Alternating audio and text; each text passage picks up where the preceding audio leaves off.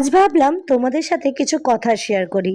মনটা মনে হলো যে তোমাদেরকে এগুলো না বলে থাকতে পারলাম না, তাহলে আমার মনটাও হালকা হয়ে যাবে তোমাদের সাথে শেয়ার করার পরে। ভাবলাম কিছু কথা বলি।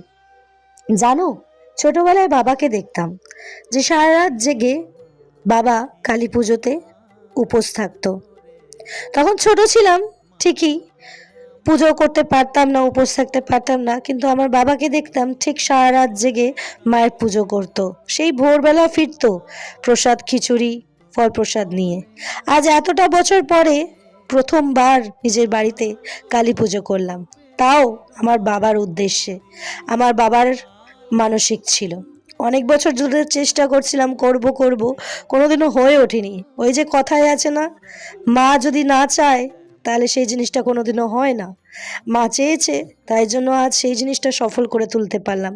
অনেক দুঃখ কষ্টর থেকে আমরা সবাই যাচ্ছিলাম, কিন্তু আজ এই পুজোটা দেওয়ার পরে আমাদের সেই দুঃখ কষ্টটা যাক বা না যাক, কিন্তু মনটা কিন্তু হালকা হয়ে গেছে। জানি আমার মা আমার সাথে সব সময় আছে, যেমন আমার বাবার সাথে সারা জীবন ছিল, আজও আছে, আমার সাথেও সারা জীবন থাকবে। কেন কি, আমার মাকে ডাকলে আমি আমার মার সাড়া পাই।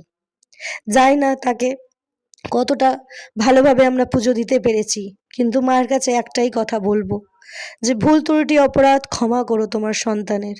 ঠিক মতন দিতে পেরেছি কিনা জানি না, যদি কোনো ভুল হয়ে থাকে পুজোতে আমাদেরকে ক্ষমা করো মা।